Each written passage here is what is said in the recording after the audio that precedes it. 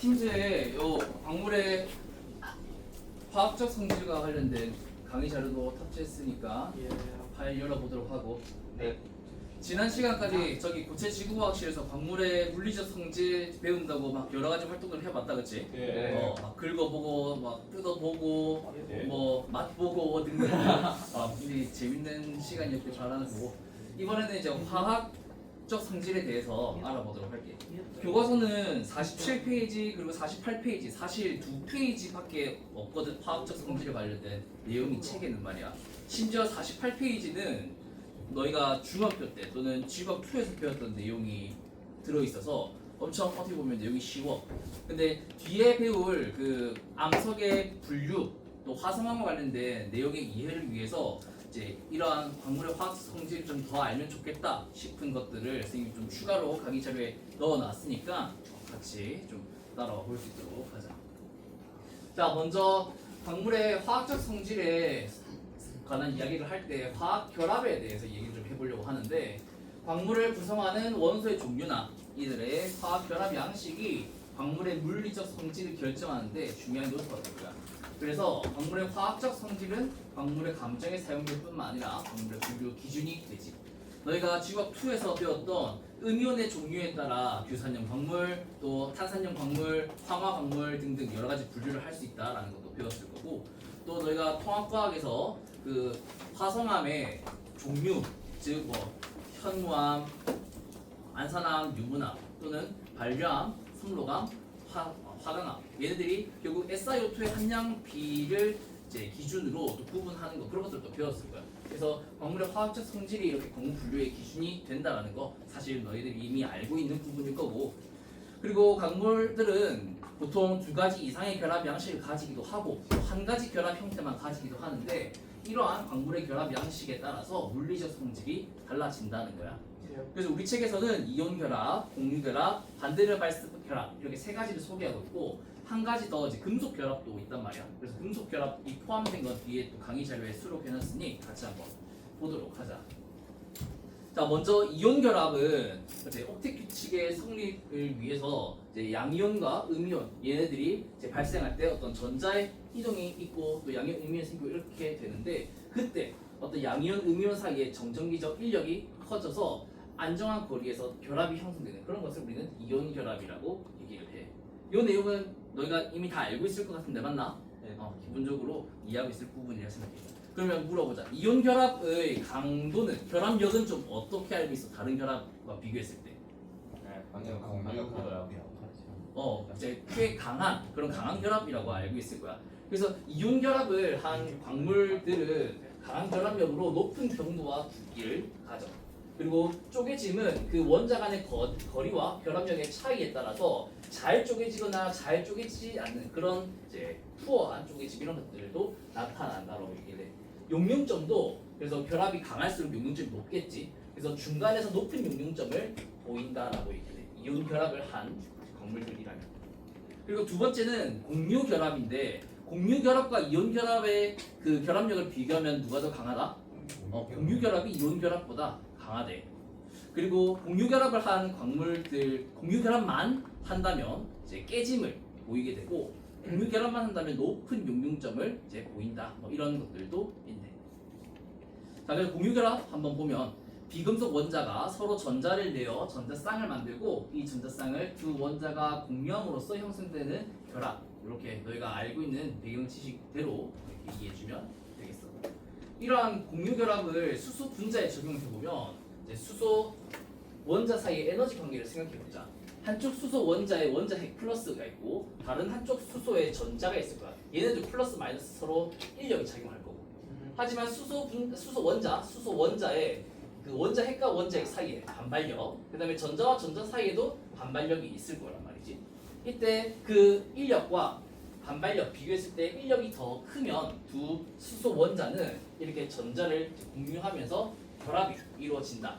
이렇게 이야기를 할 수 있고, 어떤 원자과 전자의 관점에서 이해를 해보면, 그리고 만약에 양자 역학적인 관점에서 이야기를 해보면 이러한 공유 결합은 이제 오비탈, 전자가 그 존재할 수 있는 오비탈의 어떤 중첩 이런 것과 관련지어서 이야기를 하기도 하지. 그래서 이런 공유결합의 특징 그냥 한번 체크해보고. 자, 그 다음에 금속결합은 금속 광물에서 나타나는 특징인데 금속에서 금속 원자의 원자과 전자는 이온 결합이나 공유 결합과는 다르게 한 원자에 고정되어 있지 않고 자유롭게 움직일 수 있어. 이러한 전자를 자유전자라고 얘기를 해. 예를 들어서 금속 나트륨이 있다 해보자. 이 금속 나트륨에는 모든 나트륨 원자가 전자를 잃어서 나트륨 이온이 되는데 이때 나온 그 전자, 자유전자가 나트륨 이온 사이를 이렇게 자유롭게 왔다 갔다 한단 말이야. 그러면서 이 양이온과 양이온 사이에 어떤 이제 반발이나 어떤 이제 막 구조의 어떤 뒤틀림 이런 거 없이 이렇게 일정하고 안정적으로 묶어줄 수 있도록 전자가 이렇게 결합력을 발휘해서 얘네들을 이제 일정한 위치에 놓여있게 해주는데, 정리하면 자유전자가 금속 양이온들을 일정한 위치에 유지하도록 해주는 그런 결합을 금속 결합이라 한다. 이렇게 이해해주면 되겠어. 아마 화학에서의 결합에서는 뭐 금속 결합에 대한 이야기를 막 깊게 다루고 그러지는 않을 것 같아. 공유 결합은 뭐 단일 결합이니 이중, 삼중 결합 이런 것들도 이제 그에 따른 에너지 이런 것들도 깊게 다룰 수 있겠지만 금속 결합은 뭐 그런 내용까지는 아니다. 근데 한 가지 결합 양식이다 생각해 주세요. 그 다음은 반대를 발스 결합, 한글말로는 잔류 결합이라고 얘기를 하는데 제일 결합력이 약한 거야. 어떤 이유에서 발생하는 것이냐면 전하가 없는 원자 아니면 분자 간에서도 약한 결합이 이루어질 수 있다는 거야. 그런 것을 통칭해서 우리는 반대를 발스 결합이라 하는데, 그 예를 들면은 요 흑연 그라파이트를 한번 보자. 흑연은 탄소로만 이루어져 있고 이 탄소와 탄소 사이에는 지금 공유 결합이 이루어지고 있어. 근데 이러한 판 하나 그리고 이러한 판 하나 사이에 얘도 결국 중성, 얘도 결국 중성인데 여기 탄소와 탄소 사이에 지금 뭐가 있어? 약간 점선이 있지. 얘네들 간에도 약한 결합이 아주 짧은 거리 0.34 나노미터 이렇게 짧은 거리에 있다면 뭔가 결합력이 존재할 수 있다는 거야. 그러한 결합을 반대를 발스 결합이라고 얘기해.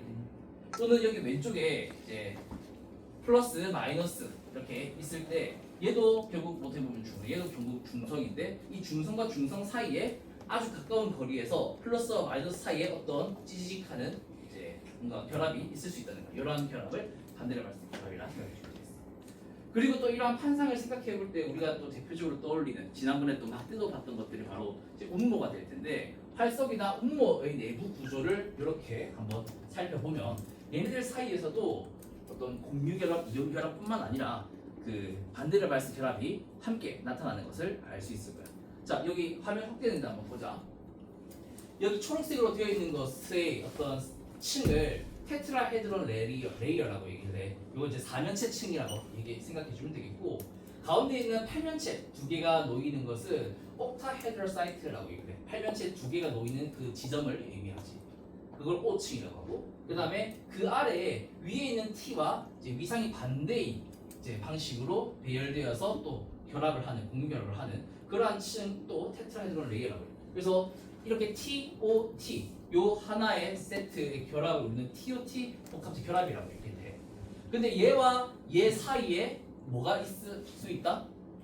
반대를 발스 결합이 있고, 그 반대를 발스 결합에는 이 파란색 점이 바로 양이온이 존재할 수 있는 거거든. 이때 2K는 이제 포타슘 두 개가 이제 들어갈 수 있는 그 자리라고 이해해 주면 되겠어. 그렇게 포타슘이 들어가면서 여기 있는 사면체와 여기 아래 있는 사면체 사이에 이제 결합이 약하게 존재하고, 그래서 얘네들이 안정적으로 그 위치를 유지할 수 있게끔 해주는 결합이라고 생각해 주면 되지. 그래서 이 사이를 우리가 이렇게 결합력이 아무래도 제일 약하니까 뜯어낼 때 판상으로 운모 이런 것들을 뜯어낼 수 있다는 거야.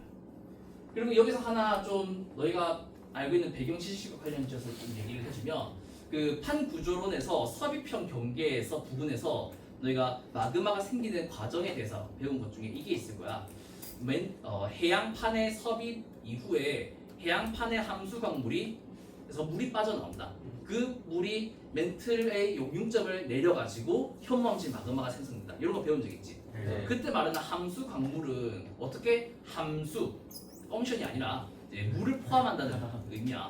어떻게 가능할까? 이 OH 기가 붙어 있음으로써 가능하거든. OH 기가 두 개 있고 거기에 이제 뭔가 다른 것들을 합치게 되면은 이제 H2O를 붙일 수 있어. 이 OH2에다가. 그리고 이 OH2가 여기 지금 6O라고 되어 있지. 여기 6개 이제 산소가 있는 건데 그 산소와 OH2 여기가 착 이렇게 붙는 거야. 그래서 분모가 함수 광물, 대표적인 함수 광물이고 또 각성석도 대표적인 함수 광물이 되어 있어. 걔네들의 화학식은 보면 끝에 OH2 이렇게 붙어 있거든. 뒤에서 아마 오늘 수업 중에서도 각성석 화학식 보면서 확인할 수 있을 거야.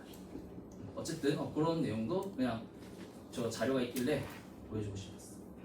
자, 그래서 우리가 4가지 결합을 배웠는데 이 4가지 결합에 따른 물질의 특성 자료도 광물의 이해라는 전문책에 나와 있어서 이 표를 좀 넣어와봤고 오른쪽의 그림은 우리가 좀 자주 관찰할 수 있는 그런 광물들, 예를 들면 규산형 광물의 감람석, 각성석 또는 암염 또는 자주 볼 수 없는 금강석, 그다음에 뭐 황화물 또는 구리 뭐 이런 것들은 어떤 방식으로 결합하느냐에 관한 이제 삼각도인데 이것도 참고해주면 좋겠다. 이때 예를 들어 규산형 광물이 지금 여기 도시되어 있어. 이 말은 어떤 걸까? 이온 결합과 그다음에 공유 결합이 중간 존재하면서 금속 결합은 전혀 없는 그런 것이라 생각해요. 구리는 어떤 거다? 이 이온 결합, 공유 결합이 아니라 금속 결합만 있는 거라고 보시면 되겠지. 그래서 이 삼각형에서 끝이 바로 이것의 100%에 해당하는 것이다 라고 이해해 주면 되겠어. 그러면 이것의 반대편에 수선의 발을 쭉 내리는 그 방향으로 여기가 0%가 되는 거지. 이온 결합이 여기는 0%이고 여기는 금속 결합이 0%이고 이렇게 이해해 주면 되겠어. 지금 이걸 설명하는 이유는 나중에 뒤에 또 삼각도에 관한 설명을 할 텐데 거기에 또 적용을 해볼 거라서 미리 얘기를 좀 해볼게요. 자, 그래서 방금까지의 설명이 우리 교과서 47페이지에 요 부분을 설명한 거야. 요 부분. 그리고 이제 여기 아래에 있는 이제 8줄에 관한 설명을 할 건데 이 8줄을 조금 많이 좀 부풀려 봤어. 그래서 그렇게. 자, 광물의 화학적 성질 해가지고 3가지 키워드를 소개하자면 첫 번째는 동질 이상, 두 번째는 유질 동상, 세 번째는 고용체. 이렇게 3가지의 화학적 성질에 대해서 좀 얘기를 해보려고 해. 혹시 1학년 지구학 2에서 요 관련된 내용을 좀 배웠을까? 개념은 들었던 것 같아? 네. 진짜 오케이. 그 예시와 함께 좀 더 자세히 들어가 보도록 할게요. 첫 번째는 동질 이상인데 폴리몰피즘이라고 해. 같을 동, 성질을 배칠, 그다음에 다를 이, 이제 모양 또는 상상자. 그래서 화학 성분, 성질은 같은데 생성 당시의 환경, 즉 온도나 압력이 어땠느냐에 따라서 결정 구조가 다른 광물을 동질 이상이라고 얘기해. 대표적인 예시를 4개의 세트 가지고 와봤는데 금강석과 흑연 잘 알고 있을 것 같은 너희들이. 그 다음에 황철석과 백철석, 그 다음에 방해석과 아라고나이트, 그 다음에 6가지의 석영에 대해서 알아보려고 할 거야. 석영이 6가지나 있어. 자, 먼저 흑연 금강석은 다 탄소로만 이루어져 있지만 그래서 화학식 그냥 C라고 되어 있지. 하지만 흑연 금강석이 생성 조건이 바로 이렇게 나타날 수 있고 그러다 보니까 이 흑연은 이제 판상 구조로, 그다음에 금강석은 이렇게 망상 구조, 등축 전개로 나타나게 되지. 공유 결합이. 그래서 이렇게 물리적 성질이 너무나 다르다. 이 가장 대표적인 동질 이상의 예시가 되겠지. 금강석은 등축 전개, 흑연은 육방 전개, 결정형도 4면체 육각형, 뭐 색깔, 투명도, 경도, 비중 다 이렇게 다른 거 확인할 수 있어. 자, 그다음에 지난 시간에 물리적 성질하면서 막 노란색 사각사각하고 되게 광택 반짝반짝했던 금속 동물 황철석 봤었지? 네. 황철석, 그리고 백철석은 없었는데 얘네 둘도 FeS2라는 화학식을 가지는 똑같은 화학식의 광물이야. 하지만 어떤 환경에서 생성되느냐에 따라서 결정계도 다르고 색상도 다르고 조은색도 다를 거고 뭐 투명도는 뭐 둘 다 불투명하네. 경도도 뭐 거의 같고 비중도 뭐 비슷한데 어쨌든 이런 이제 물리적 성질이 조금 결정 구조가 좀 이렇게 다른 그런 특징이 있다. 그리고 방해석 우리가 봤어. 방해석 그리고 아라고나이트라는 또 탄산염 광물 CaCO3가 있는데 얘네도 같은 CaCO3지만 어떤 온도, 압력 환경이었냐에 따라서 이렇게 3방 전개 방해석은 아라고나이트는 4방 전개인데 이렇게 결정계 물리적 성질이 다르다라는 것을 또 알 수 있어. 이때 한 가지 조금 얘기를 덧붙여서 하고자 하는 것은 이 아라고나이트라는 광물의 온도를 4,500도로 올려버리면 얘가 이렇게 된대. 왜 그러냐면 얘의 어떤 CaCO3의 결합을 끊었다가 다시 이렇게 붙이는 재결합형 천일을 만들어 버리거든. 그런데 이게 어떠냐? 여기서 온도를 높여서 끊었다가 다시 결합시켜. 그래서 방해석이 됐어. 네. 근데 그 방해석을 온도를 낮춘다고 해서 얘가 될 수 있겠다? 가 아니라는 거야. 그래서 이렇게 한 방향으로 일어나는 단순 천이가 일어나면서 이 아라고나이트와 방해석, 그다음 황철석과 백철석, 그다음에 흑연과 다이아몬드는 이제 비가역적인 재결합형 천이가 일어난다. 이렇게 이제 개념적으로는 이 얘기를 해. 그럼 비가역적이 아니라 또 뭐도 있을 것 같아? 가역적인 것도 있겠지. 맞아.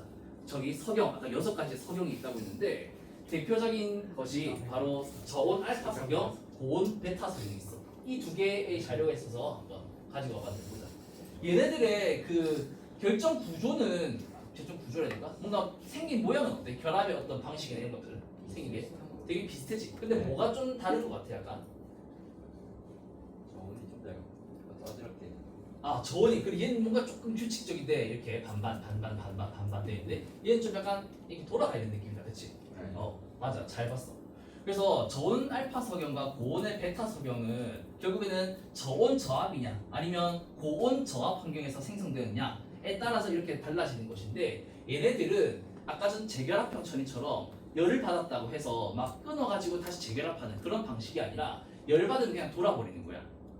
즉 결정 구조 내에서 원자나 이온들이 이동하면서 이렇게 그 결합의 구조적인 어떤 변화가 그 자체에서 그냥 돌아버리고 이제 되는 거지. 그러면서 어떤 전기의 변화이라 그런 것들은 우리가 변이형 천이라고 얘기해요.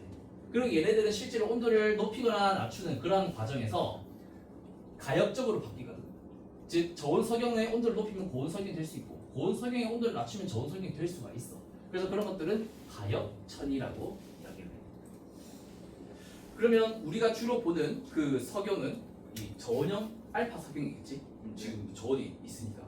그래서 삼방전개의 저온 알파 석영이 보통 일반적일 거고, 그 이외에 또 다른 예를 들면 이제 저압 고온 환경이면은 어떤 그건 아니겠다. 여기 트리디마이트랑 크리스토발라이트 한번 볼래? 여기는 압력이 굉장히 약하면서도 온도가 높아야 되지. 네. 이런 변성작용은 어떤 변성작용을 받을 때 가능해? G2에서 배웠는데 뜨거운 열 공급이 있는 다른 거 강력 말고 이렇게 막 닿는 거 접촉 변성작용 배웠잖아.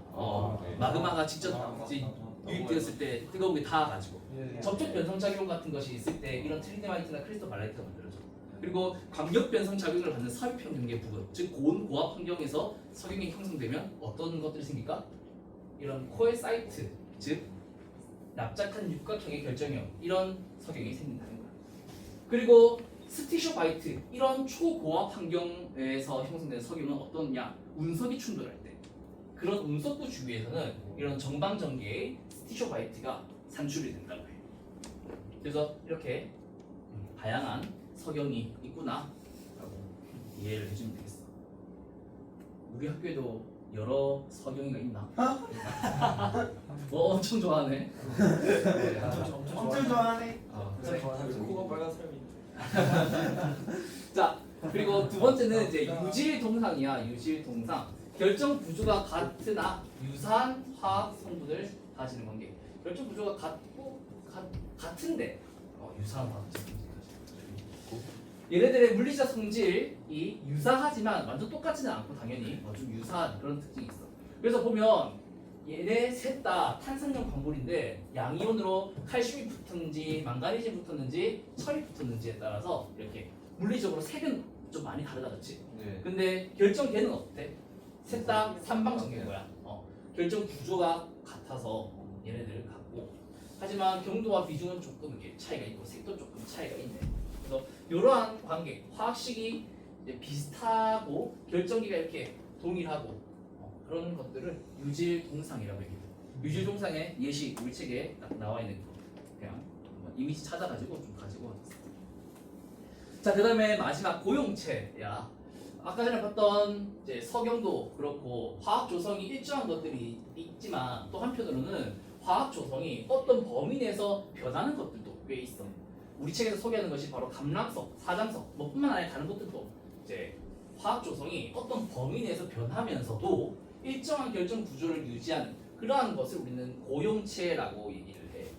고용체는 고체이면서 두 개 이상의 성분이 서로 치환되는 그런 특징을 가져. 그렇게 치환되면서 임의의 구성 비율로 균일하게 이렇게 섞여 있는 거란 말이지. 그래서 어느 범위 내에서 그 비율이 연속적으로 변하지만서도 일정한 결정 구조를 가진다. 그래서 이러한 고용체를 우리가 잘 이해하기 위해서, 즉 상하의 평형 관계나 어떤 치환 관계 또는 반응 관계 이런 것들을 보려면은 좀 그림으로 나타내는 것이 좋단 말이지. 그래서 우리가 자주 사용하는 그 직선의 이 성분계와 그다음에 직선 세 개를 연결한 삼각형을 삼각도에 나타내는 삼성분계에 대해서 뒤에서 한번 알아보도록 할 거야. 이때 고용체의 성분은 이제 치환되는 이온의 구성 비율이 될 텐데 얘네들이 온도에 따라 이제 다르단 말이야. 결정된단 말이야. 그래서 이걸 역으로 계산하면 광물의 성분을 분석해가지고 이 광물은 이 온도에서 생성되었겠네, 딱 결정화가 끝났겠네, 이런 것들을 또 알 수 있는 하나의 방법이 될 수 있어서 그림으로 나타내면 좋아. 그리고 고용체 광물, 우리 광물의 물리적 성질을 할 때 밀도, 비중 이런 것들이 딱 몇 점 몇이다 이렇게 특정할 수 있는 광물들도 있지만 고용체는 그 서로 다른 양이온들이 치환할 수 있다 했어. 그러다 보니까 일정 범위에서 변한다라고 얘기를 해. 고용체의 밀도나 비중 이런 것들. 그리고 주요 저항 광물 중 석영과 정장석을 제외한 감람석, 사장석, 뭐 정장석, 사장석 등등 얘네들은 다 이제 고용체라고 얘기해 주시면 좋겠어. 자, 그래서 요 고용체에 관련된 걸 좀 뒤에서 자세히 살펴볼 건데 그 전에 이제 47페이지까지 내용이 이제 끝이 났고 48페이지의 내용 그냥 슬라이드 두 개로 좀 퉁치려고 하거든. 그래서 보면 우리 책 48페이지 위엔 어떤 내용이냐, 내가 중학교 때 배웠을 지각의 구성 8대 원소에 관한 설명이 이게 쭉 표로 나와 있고, 그 다음에 아까 음이온이 어떻느냐에 따라서 규산염, 탄산염, 황산염, 황화, 할로겐 쭉쭉쭉 여러 가지 있다, 이런 내용이 우리 책에 나와 있어. 별거 아니지. 그다음 우리가 G2에서 배웠을 조암 광물, 그 중에서도 규산염 광물의 어떤 결합 구조, 이 사면체 SiO4 4가 마이너스 그 사면체가 이렇게 중합 구조를 이룰 때 독립형인지 단쇄, 복쇄, 판상, 망상 어떤 구조로 이제 나타나는지 이 광물별로 이렇게 너희가 배웠고, 이것을 통해서 금융산소수, SiO2, 그다음에 쪼개짐, 특징 이런 것들도 아마 다 배웠을 거야. 그래서 요 내용은 뭐 다시 설명하기는 좀 시간이 많이 걸리니까 이거는 이 강의 자료 안에 있는 내용 정도로 너희가 복습을 해줬으면 해서 그냥 여기 넣어놨다. 이해하고 넘어가면, 자 이때 감람석부터 우리가 좀 한번 보려고 하거든. 감람석의 SiO의 결합비는 1대 4야. 그리고 휘석은 1대 3이야. 요거 한번 체크하고 나중에 같이 한번 보도록 하자. 자 여기는 이제 본격적으로 이제 광물의 화학적 성질, 광물 화학에 대한 학문을 조금 엿보려고 해. 사실 요까지 하면 우리 책 끝이야. 48페이지 이렇게 하면 끝이거든. 근데 여기서 조금 더 들어가 보려고 하는데 어떤 것들이 있는지 보자. 자, 광물의 화학 조성은 다양한 화학식을 통해서 나타낼 수 있는데 이 광물화학에서 제일 사용을 자주 하는 방식은 이렇게 Si, 그다음에 O2, 사가 양이온, 그다음에 이가 음이온 두 개 합쳐가지고 이제 중성의 성질을 가지는 이렇게 앞전화 앞에, 운전화 뒤에 이렇게 두기도 하고, 그다음에 여기 앞에 이렇게 괄호로 해가지고 이제 MgFe2 SiO4 즉 1대4 결합하고 있지. 얘가 뭘까? 아까 얘기했는데 1대4 SiO 결합비가 1대4인 것을 감람석이라고 했지. 감람석에 이 식을 이렇게 쓸 수가 있어. 근데 이런 화학식은 처음 보지. 네. 이게 어떤 의미일까? Mg와 Fe가 서로 치환 관계에 있다는 거야. 그러니까 Mg가 100%라서 Mg2SiO4인 Mg 감람석이 있고, 그 다음에 철만 100%인 Fe2SiO4라는 그 철 감람석이 있다는 거지. 하지만 Mg와 Fe가 반반, 이제 프라이드 양념 반반처럼 얘도 반반 있는 MgFeSiO4 이런 것들이 있다는 거지. 그리고 이게 1대1일 수도 있고 100대 0일 수도 있고 0대 100일 수도 있고 뭐 20%대 80%일 수도 있고 70%대 30%일 수도 있다는 거야. 그렇게 연속적으로 치환할 수 있는 관계를 이렇게 괄호로 해서 표현을 한다고 이해해 주면 되겠어. 그래서 이러한 방식의 표현을 실험식이라고 얘기를 하고, 또 요거에 대해서는 아마 우리가 아래 있는 것은 다루지 않겠지만 그래도 한번 보자면 이 감람석의 MgFe2SiO4에서 산화물로 톡톡 쪼개 보면 MgO, FeO, SiO2가 SiO2로 이렇게 쪼갤 수 있을 거야. 그래서 이 각각의 산화물의 중량비가 어떻게 되는지 이 전자현미경으로 분석해가지고 계산해가지고 표현을 하기도 하는데 이걸 실험식으로 표현하고 막 삼각형에 표현하고 이렇게 해. 근데 우리 이제 배우는 내용에서는 여기까지는 안 나갈 것 같아. 자 그리고 철 이런 것들 뭐 이렇게 원자가를 구별해가지고 나타내기도 하고 원자단 구조단위 구별해서 뭐 시성식 구조식 이렇게 나타내기도 하는데 이 뒤에 있는 내용은 강의 자료에 이 이후에는 나타나진 않을 거야. 자 그래서 위에 있는 감람석부터 우리가 한번 알아보도록 할게요. 자, 그 전에 이성분계에 관한 개념부터 좀 설명할 필요가 있는데 이성분계는 어느 직선 또는 한 방의 그 막대에다가 단성분을 표시해가지고 이 두 단성분의 치환 관계나 고용치 관계 또는 이제 관련된 서로 다른 광물이나 화학 성분 이런 것들을 나타내게 해. 이성분계에서는. 그래서 직선상의 이 수치는 두 성분 사이에 몰비로 나타낼 수 있고 또는 질량비로 나타낼 수 있는데 지금 여기서는 이제 몰비로 나타낸 거야. 우리가 지난 시간에 자철석과 적철석 이렇게 봤었다, 그렇지? 네. 막 긁어보고도 했잖아. 자석에 붙여보기도 하고. 걔네들이 다 어떻게 보면 FE와 O로 이루어진 광물이거든. 근데 FE와 O가 1대1 비로 결합한 FeO는 너희가 자석 들고 모래 이렇게 쉬 해보면 이렇게 붙는 것들이 있지. 그런 산화철들이야. 얘네들 광물의 형태로 이렇게 막 되어 있는 게 아니라 이렇게 그냥 가루로 되어 있어. 그 다음에 Fe2O3는 FE와 O가 2대3 비율로 결합된 적철석이야. 그 다음에 Fe3O4는 FE와 O가 3대4 비율로 결합된 자철석이야. 그리고 여기에 이 산화 광물, 이 산화철 광물들을 표시해보자 하면 FE 여기에 표시한다는 것은 무엇을 의미하는 걸까? FE만 있는 걸 말하는 거겠지. 네. 여기 표시한다는 것은 이 선에서 여기에 표시한다는 것은 O만 100% 있는 거야. 그럼 FEO는 딱 어디에 있어야 되겠어? 중앙에. 중앙에 있으면 되는 거야. 그리고 적철석 Fe2O3는 2대3 비율이니까 철이 40%, O가 60% 있다는 거잖아. 네. 그러면은 어디에 딱 두면 되냐? FE가 40%면 FE가 요만큼 40%. 그 다음에 철이 60%면 산소가 60%면 여기서 산소 60% 이렇게 측정하게 되는. 즉 이 게이지상에서는 0.6이라는 위치에 표시하면 되는 거겠지. 네. 그러면은 Fe3O4 자철석을 표시하려면 어디에 표현해야 될까? 여기가 O가 1인 지점이니까 O가 7분의 4만큼 있는 거잖아. 네. 몰비로 봤을 때 네. 3 더하기 4분의 4만큼 있는 거잖아. 네. 그러니까 한 7분의 4에 해당하는 0.5 땡땡땡 여기에 표시를 하면 되는 거지. 이해되겠나? 네. 이렇게 이제 산화 광물의 성분을 이렇게 이성분계에 표현할 수 있겠다는 거. 자 그리고 나아가서 이제는 감람석에 적용해 볼게. 퀴즈. 그림은 감람석의 이성분계의 예를 나타낸 거야. 왼쪽 끝은 Mg 감람석 퍼스트 라이트 Mg2SiO4를 나타낸 거야. 오른쪽은 Fe 감람석 파이어라이트라고 하는 Fe2SiO4를 여기 나타냈어. 이때 Mg 성분이 78%고 달리 말하면 Fe 성분이 22%인 감람석을 이성분계에 표현하면 어디에 표현하면 될까?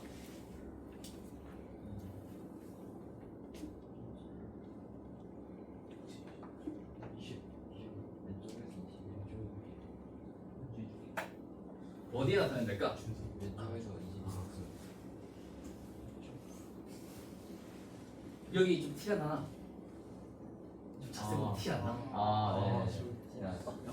즉, 이 퍼스트 라이트 MG 감람석이 78% 있다는 것은 여기가 100%니까 여기서 78 쭉 해가지고 여기 나타나면 돼. 네. 아니면 철 감람석이 20% 있는 거니까 22% 있는 거니까 여기가 100%니 여기가 0이라서 22%쭉 올려서 22에 표시하면 돼요. 결국 똑같아. 결국 여기에 나타내면 돼요. 이런 식으로. 이해되겠나? 네. FO 78, FA 22를 나타내면 여기 나타내면 돼요. 그리고 여기 이게 너희가 지난 시간에 직접 봤었을 감람석, 약간 짧은 사각기둥의 초록초록한 그런 거 봤었지? 네. 되게 가루처럼 작게 되어 있는 거. 예. 그런 것들 감람석이고 여기에 철이나 마그네슘 이런 것들이 이제 어떤 비로 있을지 모르겠지만 색이나 이런 것들은 늘 이럴 거야. 광물색이 이렇다는 게 아니야. 뭐 mg 감람석은 이렇고 철 감람석은 이렇게 주황색이고 그런 것을 의미하는 것이 아니라 그냥 이제 구분해서 표현하려는 거야. 거의 구조가 그냥 똑같잖아, 그렇지? 네. 그냥 마그네슘과 철 치환만 시키면 되는 거라서 똑같아. 자, 그리고 얘를 이제 세 개의 차원으로 확장시켜 볼게. 휘석 SiO와 O의 결합비가 1대 3이라고 했잖아. 네. 근데 거기에다가 이 양이온이 어떤 게 들어가느냐, 칼슘이 들어가냐, 마그네슘이 들어가냐, 철이 들어가냐에 따라서 각각 규회석, 엔스타타이트, 페로신라이트 이렇게 명명했어. 그래서 저기 삼각도 이게 2성분계, 이게 2성분계, 이게 2성분계 합쳐가지고 이제 삼각도가 만들어지는 거거든. 그래서 요 상황을 저기 그림에 비추어서 한번 생각을 해보도록 하자. 3성분계는 삼각도를 이용해서 화학 성분을 나타내는데 정삼각형의 그 꼭지점에 단 성분을 표현한다. 즉 이성분계인 세 변이 교차한 형태라 이해해주면 되겠다. 이때 단 성분 함량 꼭지점이 100%인데 마주도 하는 저변의 0%에 해당한다라고 얘기를 하면 되겠어. 예를 들어서 여기에 표현했다는 것은 이 휘석의 양이온에 무엇만 있다는 거야? 칼슘만 있다는 거야. 그러면 여기에 표현하면 어떤 것을 의미할까? 저변에 여기에 표현하면은 칼슘이 0이고 마그네슘이 반, 그 다음에 철이 반 있는 휘석이라 생각하면 되는 거지. 이해되겠나? 그래서 MgFeSi2O6 화학식으로 나타내면 그렇게 표현되는 것을 여기에 나타내는 거야. 이해되겠나? 네. 자, 그럼 여기서 퀴즈. 이 어떤 휘석의 칼슘 이온이 50%, 그 다음에 마그네슘 성분이 42%, 그 다음 철 성분이 8%인 휘석을 이 삼각도 내에서 별표로 한번 그려보자.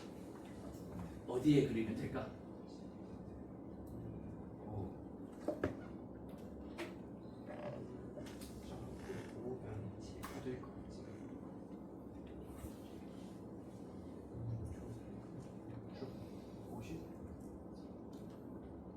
자, 같이 해보자. 너희들이 해라는 대로 할게. 먼저 어디에 어떻게 표시를 하면은 이해할 수 있을까?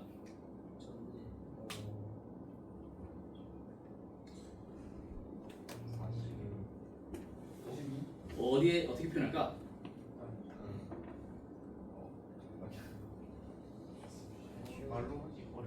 말로 하기 어려워. 여기 뭐 왼쪽 변, 오른쪽 변, 아래쪽 변 이렇게 얘기하거나 이 숫자를 얘기하거나. 왼쪽 변 50 해서 선을 쭉 일단 그으면 되겠지. 네. 왜냐? CA가 50% 있댔으니까 CA가 여기는 100%고 90, 80, 70, 60, 50 있다는 거잖아. 그래서 여기 CA 50 있다는 거야. 그 다음에 마그네슘이 42% 있다는 것은 어떻게 표현하면 될까? 여기가 마그네슘 100% 있다는 거잖아. 그럼 네. 42% 있으면 어떻게 해야 돼? 여기서 0, 10, 20, 30, 40, 42 이렇게 표현하면 되겠지.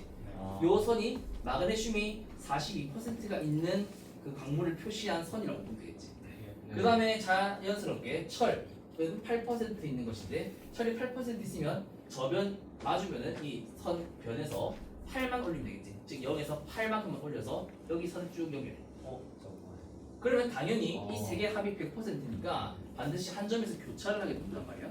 그래서 여기 요 지점이 바로 퀴즈에서 물어본 그 휘석 성분을 표시한 것이라 생각하면 되는 거야.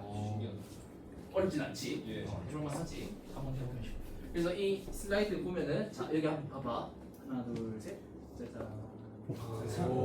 원래 이 그림에 이 별표가 있어서 가리는 게 쉽지 않더라고. 아까 얘는 티 났잖아. 얘는 티 났잖아. 네. 근데 얘는 티 안 내려고 선생님 열심히. 짜잔. 그래서 휘석 이렇게 삼성분계에 나타내는 방법 한번 알아봤다. 그래서 우리 휘석 하면 그냥 휘석이에요 하겠지만 실제로 광물 과학에서는 이 휘석의 종류가 무려 9가지나 있어. 아까 전에 봤던 이 울라스토나이트 규회석과 엔스타타이트, 페로실라이트 얘네들의 삼각도에서 휘석이 어디에 표현되느냐 여기 표현. 아까는 여기쯤이었지. 네. 여기쯤이었어. 별표. 그다음에 여기 표현되느냐 여기 표현되느냐에 따라서 이 광물들의 이름을 다 조금씩 다르게 명명했단 말이야. 즉 X, Y, G2O6에서 X와 Y가 각각 어떤 양이온이 있는지 뭐 나트륨이 있을 수도 있고 심지어 리튬이 있을 수도 있어. 또는 G2O6에 SI가 있는지 아니면 AL도 같이 있는지에 따라서 또 조금 다를 수 있고 그래서 이렇게 이제 다양한 휘석이 있다라고 이해해주면 되겠습니다. 다른 반에서 이렇게 보여주니까 와 선생님 저 뭐 엔스타타이트 뭐 헤덴버가이트 이런 거 이름 어떻게 이제 걱정을 벌써부터 하더라고. 근데 그 걱정은 하지 말고 선생님이 상식적인 수준에서 뭐 예를 들면 갑자기 이거 빼가지고 여기에 들어갈 방향 쓰시오. 이거 맞춘 사람 있겠나?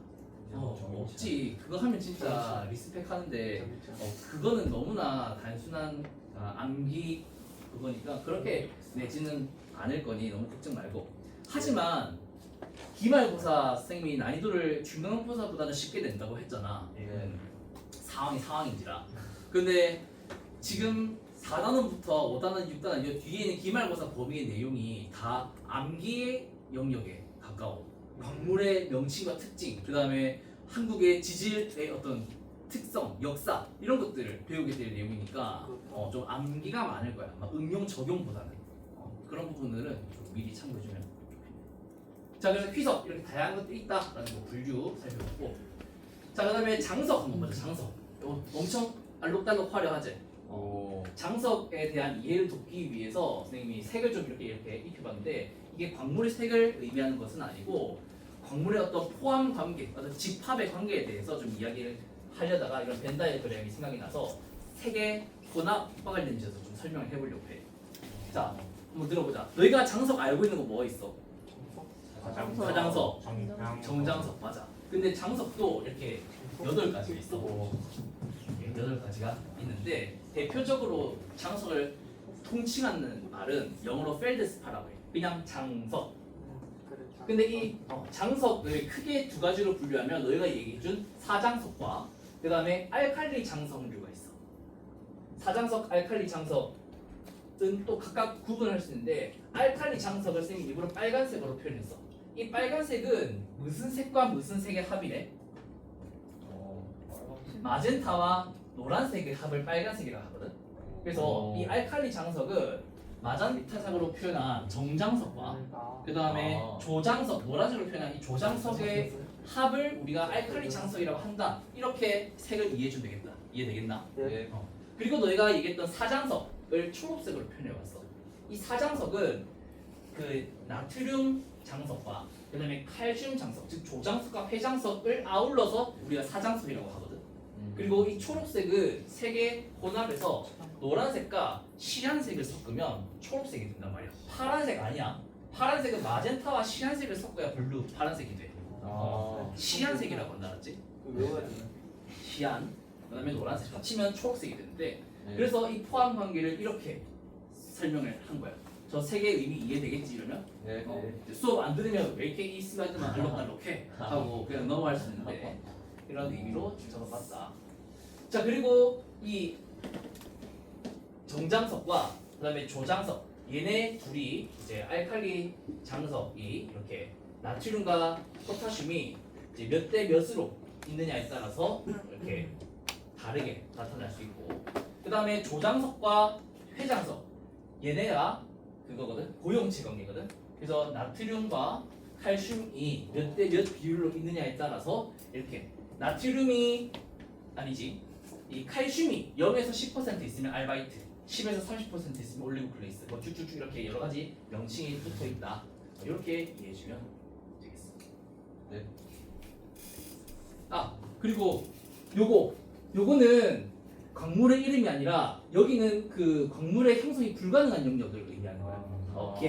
여기서는 이 세 개가 혼합됐을 때 뭔가 만들어질 수 없는 영역이거든. 그러한 이제 영역이라고 생각해 주면 되겠어. 뭔가 비어 있는 그런 부분. 자 그리고 우리가 그래서 감람석, 휘석, 그 다음에 장석 했어.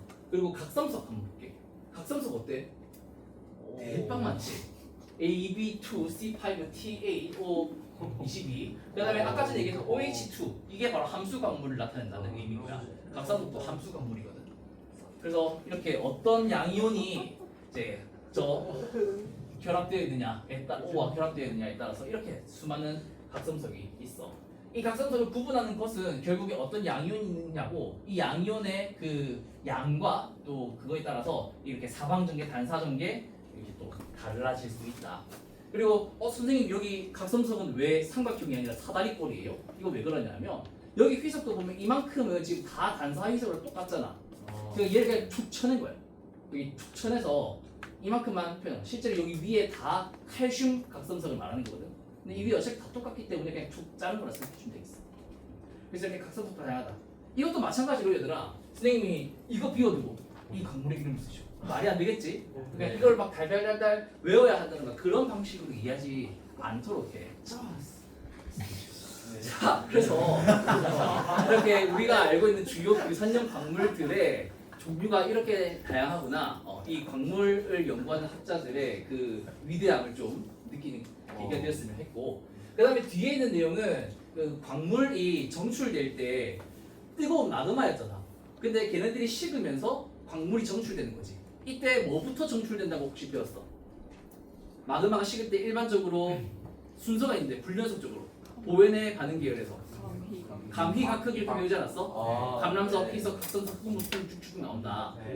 그리고 석영장석은 이렇게 또 따로 이렇게 나오고 연속 계열로. 그래서 그거와 관련된 이야기를 할 때 결국에는 물질의 상태가 바뀌는 것이기 때문에 상태 변화와 상률에 관한 이야기를 간단히 좀 하고 넘어가려고 해. 이때 물의 상태 변화 관련해서 너희가 이미 잘 알고 있을 테니까 위에 세 줄을 읽어보면 뭐 어려운 거 없을 테니 한번 보도록 하고, 이때 깁스라는 사람이 이 상률이라는 개념을 도입해서 자유도와 그 물질을 구성하는 성분의 수 컴포넌트, 그 다음에 그 물질의 상태가 몇 가지의 경우가 있냐, 액체, 고체, 기체 세 개의 상태 중에 페이스, 그 상의 수, 그리고 이제 거기에 플러스 2를 한 요 식이 성립하더라라는 것을 이제 상률로 잡고 깁스가 얘기를 했어. 그래서 이때 F를 이제 자유도라고 얘기하는데, 이 자유도는 물질의 상태를 유지하는 채 환경을 변화시킬 수 있는 경우의 수인데 보통 온도, 압력, 농도 이 세 가지와 관련해서 이야기를 하게 될 거예요. 그리고 물질 성분의 수는 뭐 예를 들면 물은 그냥 물이니까 1, 그다음에 소금물은 이제 소금과 물에 섞인 혼합물이니까 이제 컴포넌트 2를 넣어야 되겠지. 그다음에 상위 수는 이제 고체, 액체, 기체 중에 뭐가 공존하느냐 생각해보면 돼. 자, 그래서 예를 들어서 물을 가지고 좀 얘기를 해볼게요. 자, 앞에 봐봐. 예를 들어서 이 압력과 이 온도 하에서 물의 상태는 액체잖아. 네. 이 그래프는 좀 너희들에게 익숙한 거야? 네. 예. 맞아. 네. 다행이다. 그래. 그럼 얘기 좀 해볼게. 자, 여기에 있는 물은 지금 이 상률을 적용시켜 보자. F는 C-P 플러스 2인데 C는 그냥 물이니까 1이잖아. 네. 그리고 P는 여기서는 액체니까 1이야. 그럼 네. F는 뭐다? 2야. 자유도가 2라는 것은 이 압력이라는 변수, 그 다음에 온도라는 변수, 자유롭게 두 가지의 그 변수를 다 조정할 수 있다는 거잖아. 그럼 얘는 이 방향으로도 이 방향으로도 자유롭게 이동할 수 있는, 즉 면에서의 어떤 이동이 가능한 거야. 근데 여기서 예를 들어 온도가 바뀌었어, 압력이 바뀌었어. 그래서 여기로 갔다 해보자. 이제는 여기, 즉 기화, 액화, 즉 증기압, 곡선 여기에 딱 있다고 해볼게. 그럼 여기에 있으면은 어떤 상태인 거야? 물인데 액체와 기체가 공존한 상태가 되겠지. 그럼 P가 뭐가 돼? 2가 돼. 그러면 자유도는 1이 되는 거야. 그럼 자유도가 1이면 한 성분밖에 못 움직여. 그렇겠지? 네. 그래서 한 성분을 움직이면은 자연스럽게 다른 성분도 따라서 움직이게 될 거야. 온도, 압력 중 하나만 조정이 가능하다. 그래서 이 선상에서 왔다 갔다 할 수 있다. 이렇게 이해해 주면 되겠어. 만약에 온도를 낮추려고 한다. 그런데 온도를 낮추려고 하면 압력도 같이 낮아져야 되는 거지. 이해되겠나? 네. 자, 그 다음에 마지막. 이제 어디 갈 것 같아? 삼중점. 맞아. 자유도가 2면 면상에서 이동이 가능하고, 자유도가 1이면 선상에서 이동이 가능하고, 자유도가 0이면 점에서 그냥 멈추게 되는 거야. 즉 여기에 있으면 요 점을 뭐라고 하지? 삼중점이라고 하지. 즉 세 개의 상이 공존하는 거야. 그러면 P가 3이 되니까 자유도가 0이 돼. 그럼 여기서는 온도, 압력을 바꿀 수가 없지. 네. 언제까지? 어떤 상이 더 이상 나타나지 않을 때까지. 그래서 우리가 알고 있는 그 물을 얼음으로 바꾸는 과정에서 한번 얘기를 해볼게요. 자, 물의 상태 변화, 즉 온도를 낮추는 과정에서 물을 얼음으로 바꿀 때 딱 상태 변화를 하는 요 융해곡선 어느 점에서는 온도가 바뀌지 않잖아. 네. 일정 기간 동안. 그걸 뭐 여러 가지 이유로 내가 또 배우겠지만 이 상률의 관점에서 설명을 하면 자 물이 얼기 전이야. 그러면 P는 1이지. 상태가 물밖에 없으니까. 네. 근데 그래서 온도를 낮출 수 있어. 그리고 압력이 지금 일정하니까 어떻게 하느냐? 지금 여기 플러스 1 했어. 압력을 우리가 1기압으로 한번 고정을 해볼게. 그러면은 이 F에서 압력을 고정시키니까 F 대신에 F 플러스 1을 넣을 수 있단 말이야. 왜냐면 이미 F가 하나 빠져나왔으니까. 그래서 F 플러스 1을 여기 넣으면 이 플러스 2 대신에 플러스 1을 생각해주면 돼. 그래서 여기 C와 P에 1, 그 다음에 1 넣고 그 다음에 압력이 일정한 즉 고정시켜 버렸으니까 F 플러스 1 해가지고 여기 넘기면 이 플러스 2 대신에 플러스 1이 돼. 그러면 자유도가 결국 뭐가 된다? 1이 돼. 그러면은 여기서 압력이 일정하니까 결국 바꿀 수 있는 건 온도밖에 없어서 이렇게 온도를 낮출 수 있다는 거야. 그러면 이제 어느 점까지 갔어? 어느 점까지 여기 도달했다. 그러면 이제 어떻게 돼? 상의 수가 즉 P가 어떻게 된다? 어느 중이니까 그게 2가 되는 거야. 액체와 고체가 공존하는 거야. 그러면 자유도가 어떻게 돼? 0이 되는 거야. 그러면 여기서 이동할 수 있다 없다? 없다. 언제까지? 얼고 있는 물이 완전히 얼음만으로 남을 때까지. 그렇게 되면 이제 얼음이 딱 됐을 때 이 P가 1로 바뀌니까 결국 자유도도 1이 되어서 이제 더 다시 온도를 낮출 수 있다는 거야. 이해되겠나? 그런 개념으로 이 상평형도와 그 다음에 상률의 관계를 이해할 수 있을 거야. 상태 변화, 이 상태도와 그 다음에 상률의 관계. 이해되겠나? 이거를 이제 광물에 적용시켜 볼 거야. 요 광물 감람석의 정출 과정에서. 이전에 깁스 자유 에너지에 대해서 간단하게 이야기를 하면 선생님도 아주 잘은 몰라. 화학 선생님이 아니라서 깁스 자유 에너지에 대한 깊이 있는 이해는 모르지만 그 개념에 대해서 설명을 하자면 어떤 개가 자발적으로 반응하거나 상이 변할 수 있는지 확인하고 결정할 수 있는 그런 지표를 의미해. 이때 G가 작으면 작을수록 안정한 상태라고 연력학적으로 안정한 상태라서 그렇게 낮아지는 방향으로 가려고 할 거야. 이 자연 상태의 물질들은. 그리고 이 G를 표현하자면 엔탈피 빼기 절대온도 곱하기 엔트로피 이렇게 표현할 수 있다라고 하네. 자, 그래서 이런 개념을 가지고 한번 요 그림을 살펴볼게요. 두 개의 그래프가 있는데 왼쪽의 그림은 지금 감람석, 올리빈 감람석, 그 다음에 아까 마그네슘 감람석, 포스테라이트, 그 다음에 철 감람석, 파이어라이트, 즉 이 고용체의 그림을 나타낸 거야. 이 성분계 고용체의 감람석의 그림. 근데 이때 여기 있는 선을 액상선이라고 하고, 그 다음에 여기 있는 선을 고상선이라고 얘기를 해. 고체가 만들어지는 그 선, 상태 변환 선. 여기는 액체가 존재할 수 있는 선. 자, 그리고 오른쪽에 있는 이 주황 색깔, 초록 색깔과 주황 색깔 선은 각각 뭐냐 하면 이 초록색은 이 올리빈 감람석의 화학 조성에 따른 깁스 자유 에너지를 나타낸 거고, 주황색 선은 용액의 화학 조성, 즉 용액은 이 마그마를 의미하는 거야. 이 마그마의 화학 조성에 따른 깁스 에너지를 의미해. 그래서 요거 그리고 여기 지금 초록색 점, 주황색 점, 노란색 선에 관한 개념은 뒤에 이 시뮬레이터를 직접 써보면 알 수 있는데 여기 한번 들어가 볼게. 자, 한번 봐봐. 선생님이 뒤에 슬라이드 이제 하나, 둘, 셋, 넷 하면 끝이거든. 근데 요거 요 화면에서 바로 보여줄게. 자, 처음에 2000도의 마그마가 있어.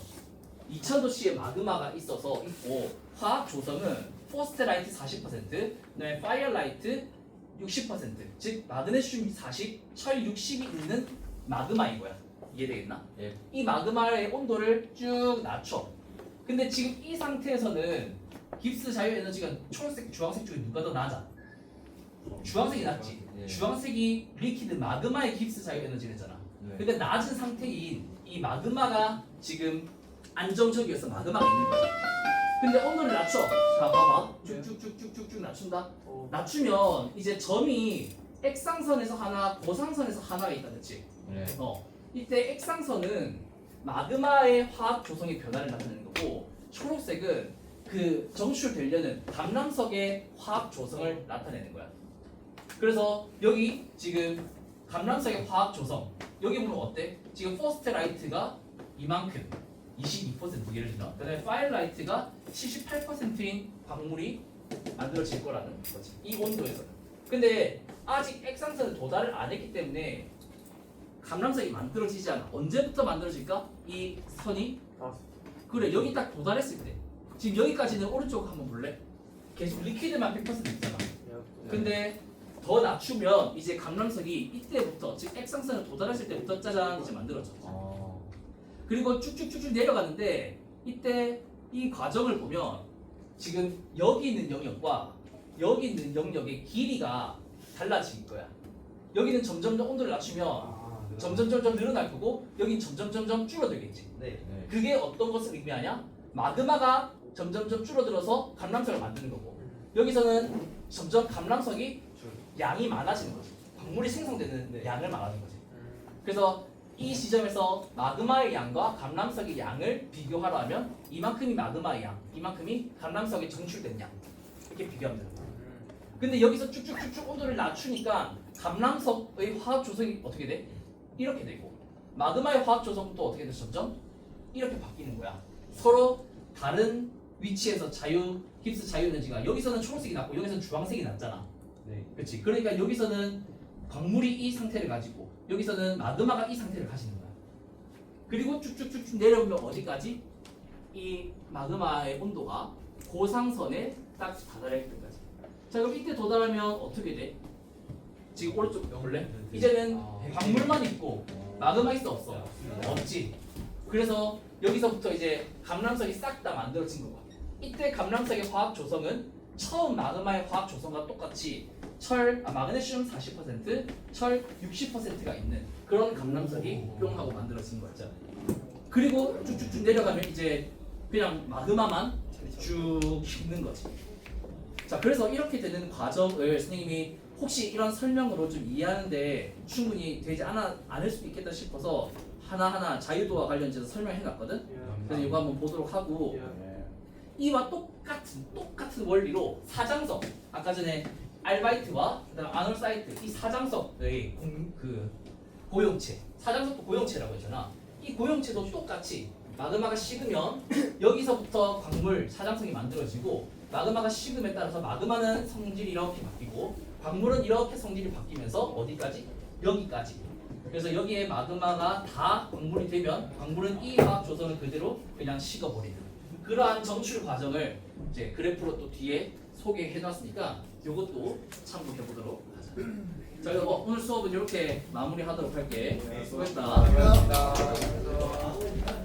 그래서 뒤에 저것 좀 꺼줄래?